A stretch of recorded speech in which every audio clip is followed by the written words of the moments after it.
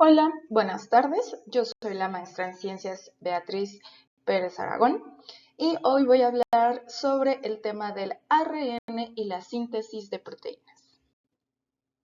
Empecemos por lo básico. ¿Qué es el ARN? Esta es una molécula que también es llamada ácido ribonucleico, de ahí sus iniciales. Esta molécula es monocatenaria y realiza las instrucciones codificadas en el ADN. ¿Qué quiere decir esto? La información que posee el ADN va a ser pasada a través del ARN para que la célula pueda leerlo de una manera más fácil. Este es un intermediario que lleva la información hacia la célula y su principal función va a ser la síntesis de proteínas. Está formado por nucleótidos que constan de una ribosa de 5 carbonos, un grupo fosfato y una base nitrogenada. Sin embargo, su similitud con el ADN es grande, pero ¿cuáles son sus diferencias principales? Una es su composición, ya que el ARN contiene una ribosa en vez de una desoxirribosa, como en el caso del ADN, de ahí viene su nombre, del ADN, desoxirribosa. Otra diferencia es la cadena. Como podemos observar en la imagen de la derecha, el ADN posee una doble cadena, mientras que el ARN es monocatenario, que quiere decir que solo posee una cadena. Otra de las diferencias principales está en su composición de nucleótidos, ya que mientras el ADN posee timina, el ARN va a poseer la molécula de uracilo. Repito, esta es la diferencia o el único nucleótido que es distinto en ambas moléculas. Los otros dos nucleótidos, citosina, guanina y adenina, van a ser los mismos. Bueno, ¿qué tipos de ARN existen? Existen varios, pero vamos a hablar de tres principales que son el ARN mensajero. Este va a ser el ARN encargado de transportar la información que contiene los ribosomas. Va a ser la copia exacta del ARN, pero en lenguaje de ARN. Va a poseer exones e intrones. Entonces, habrá que madurar este ARN para que la célula pueda ahora sí formar proteínas. Otro tipo es el ARN de transferencia, que se abrevia tRNA. Podemos distinguirlo por esta estructura secundaria que forma estos anillos o loops, donde se aparean bases complementarias. Se aparean solamente por un tiempo. ¿Cuál es su función? Va a transportar aminoácidos, como podemos observar en esta parte. El ARN va a transportar los aminoácidos que se necesitan para formar las proteínas y con base a la información que tiene el ARN mensajero. Es decir, el mensajero ahora sí que lleva esta información o el mensaje y el de transferencia va a aportar o a llevar los aminoácidos. Y el tercero va a ser el ARN ribosómico o rRNA. Tiene una función estructural en los ribosomas, que son los organelos que van a sintetizar o están encargados de sintetizar las proteínas. Sin embargo, existen otros tipos, no son los únicos. Vamos a mencionar algunos, que son el ARN nucleonar o ARNN.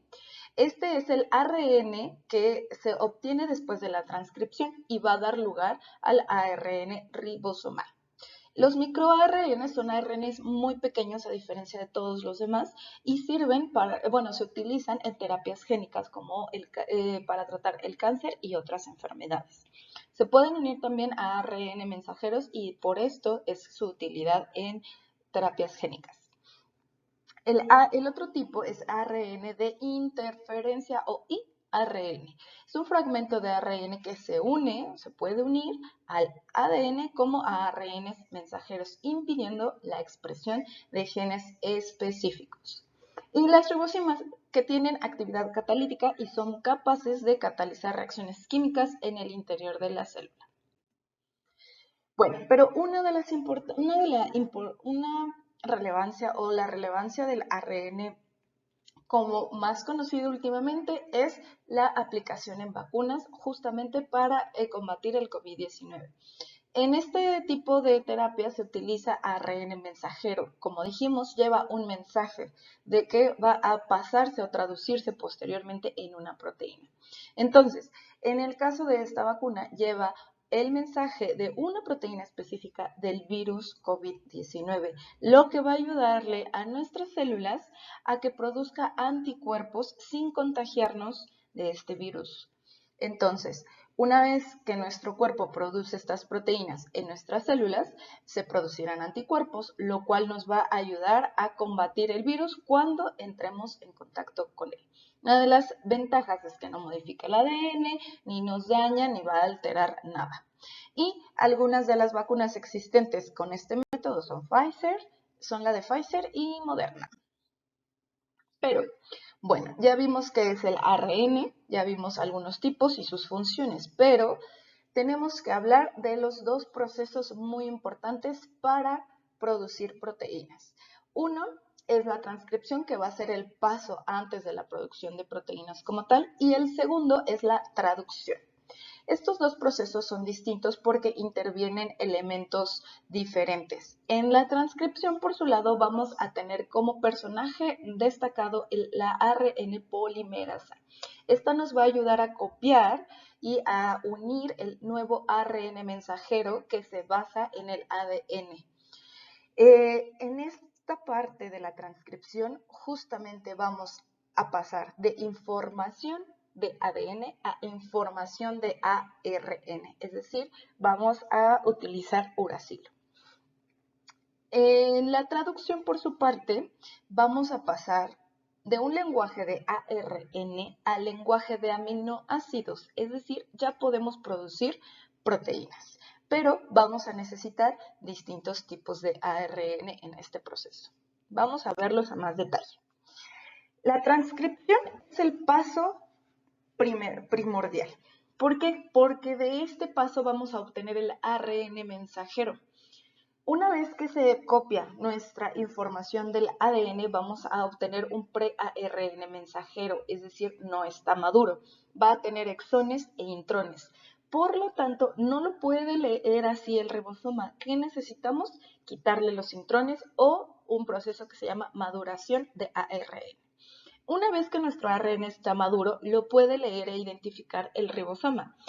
El ribosoma, como mencionamos, es el organelo que traduce o que sintetiza las proteínas. Entonces, este ARN se va a unir al ribosoma y va a comenzar la síntesis de proteínas mediante el uso la intervención del ARN de transferencia. Como podemos observar, en esta parte tenemos un ARN de transferencia con el aminoácido que mencionamos que ya trae. Estos ARN se van a ir moviendo en el ribosoma y van a ir uniendo estas cadenas y formando más bien cadenas polipeptídicas, las cuales van a ser las cadenas lineales de proteínas. Un punto importante es que este proceso de transcripción se da en la célula, mientras que el proceso de traducción o tal cual la síntesis de proteínas se da en el citoplasma para eucariontes. Para procariontes, ambos procesos se dan en el citoplasma. Bueno, aquí podemos observar que el ARN ya se encuentra en el ribosoma y está la secuencia lineal de nucleótidos. Estos nucleótidos se van a agrupar o van a ser leídos en conjuntos de 3 nucleótidos. Es decir, cada 3 nucleótidos va a hacer una lectura, ¿ok? En este caso le vamos a llamar tripletes o codones. Este es el nombre adecuado. Ahora, aquí como mencionamos, el ARN de transferencia entra en juego. ¿Qué va a suceder? Nosotros tenemos los codones en el ARN mensajero con un sentido 5' a 3' y el ARN de transferencia va a poseer el anticodón, es decir, va a poseer la base, el nucleótido complementario. Por ejemplo, recordemos que guanina se aparea con citosina y adenina con uracilo. Entonces, cada aminoácido en específico va a tener un triplete o codón específico. ¿Ok? Algunos codones pueden producir o son para el mismo aminoácido, pero sí tienen una secuencia específica. Ahorita vamos a ver una tabla donde vienen varios. Y bueno, aquí recordamos que parte fundamental son los ribosomas. Sin ellos no existe la síntesis de proteínas. Hay tres etapas principales en la traducción en eucariontes. La iniciación va a ser el paso principal, en donde se va a detectar un codón de inicio, que está compuesto por AUG y trae transportado a la metionina. Los tres elementos necesarios son el ribosoma, el ARN de transferencia y el ARN mensajero, que es el que trae la información. Estos tres en conjunto van a formar un complejo de iniciación, como se observa aquí en la imagen. Primero se va a buscar el codón de inicio AUG con sentido 5'3', donde la subunidad ribosomal pequeña del ribosoma está unida a la ARN de transferencia. Una vez que encuentra este codón de inicio, se va a unir la subunidad ribosomal grande y va a poder comenzar la siguiente etapa, que va a ser la elongación. Esta etapa es simplemente la unión de todos los péptidos, o sea, de todos los aminoácidos, y va a formar una cadena polipeptídica de gran longitud, hasta 33.000 aminoácidos, que es lo que se conoce hasta ahora. Una vez que va pasando por las distintas cavidades o posiciones en el ribosoma, que son A, P y E, dependiendo en qué etapa se encuentren, el ARN de transferencia va a ir avanzando, como se observa en la imagen, en estas distintas posiciones, y después, una vez que ha liberado el aminoácido que poseía o que transportaba, va a ser liberado del ribosoma. Su función al final del ARN de transporte va a ser justamente eso, ir colocando y traer el aminoácido necesario que codifica esta proteína en específico. Ahora, la última etapa va a ser la terminación. Una vez que nuestra proteína ya tiene toda la cadena de aminoácidos lineal, se va a unir un factor liberador que va a detectar, así como hay una secuencia de inicio, hay un codón de término. Son varias combinaciones, ahorita las vamos a ver. Y bueno, vamos a tener al final de esto nuestra cadena polipeptídica, y para que se separe se le va a unir una molécula de agua. Esta es la señal que necesita el ribosoma para decir he terminado la síntesis de esta proteína. Y lo que les mencionaba, existen varias combinaciones que justamente codifican para distintos aminoácidos. Por ejemplo, aquí tenemos 4 combinaciones distintas que codifican para el aminoácido prolactina. Y bueno, por último, mencionaba, ya tenemos lista nuestra proteína, nuestra estructura lineal de la proteína, pero ¿ya la puedo utilizar? ¿Ya está lista? La respuesta es que no.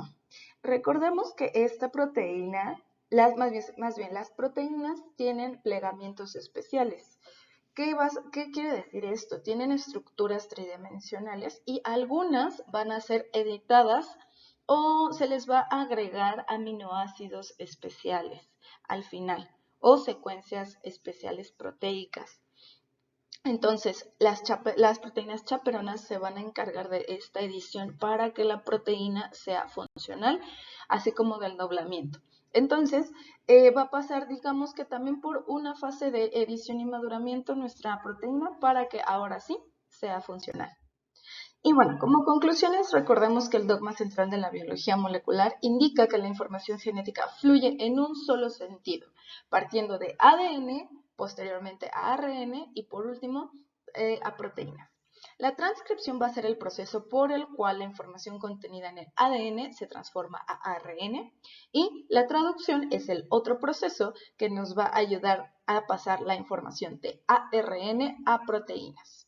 Y al final, la información genética se encuentra codificada en codones. Por mi parte, esto sería todo. Estas son las referencias utilizadas y muchas gracias.